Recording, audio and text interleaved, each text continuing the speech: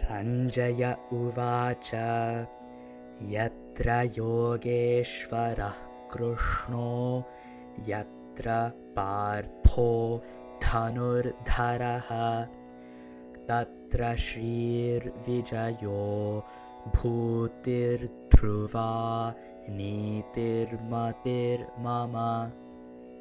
सञ्जय उवाच यत्र योगेश्वरः कृष्णो यत्र पार्थो धनुर्धरः तत्र श्रीर्विजयो भूतिर्ध्रुवा नीतिर्मतिर्मम।